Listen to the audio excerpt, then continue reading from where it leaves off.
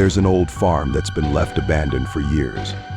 Every Halloween, kids gather around to tell the chilling tale of the farmer who once owned the land. His name was Grams, and he grew the biggest, most perfect pumpkins in the entire county. People said his pumpkins were enormous, almost as tall as a person. But one cold, eerie night, Grams vanished without a trace, and the farm fell into decay. No one knew what had happened to him, though some whispered that a curse had finally claimed him. One late Halloween night, 17-year-old Kira and her friends dared each other to visit the haunted farm and find the legendary pumpkins. They say if you carve one at midnight, you can summon Graham's spirit, her friend Tom whispered. At first it seemed like a harmless story, but as they got closer to the farm, their laughter faded, replaced by uneasy silence. The farm looked hauntingly sinister. Dry, shriveled pumpkins lay scattered across the field. Thorny bushes wrapped around ancient fences, and the air was thick with the sickening scent of decay.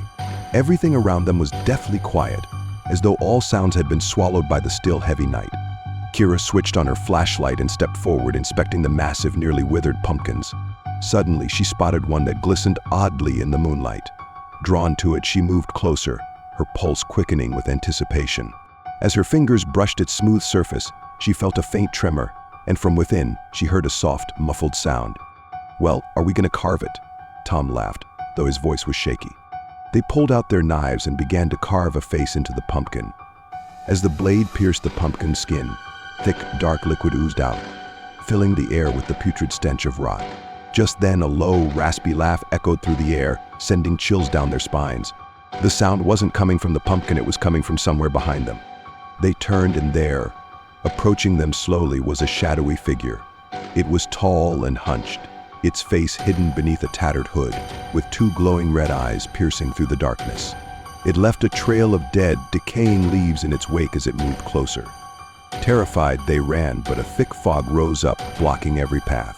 No matter where they turned, they found themselves surrounded by the same eerie pumpkins, always ending up back where they'd started, as if trapped in a nightmare loop. When they could run no longer, the shadow closed in on Kira. "You disturbed my pumpkins," it rasped, its voice like gravel grinding in the dark. It was Grams himself, his body fused with the soil, becoming one with the cursed land. He was more than just a ghost, he was the living embodiment of every dark secret buried in his haunted pumpkin field.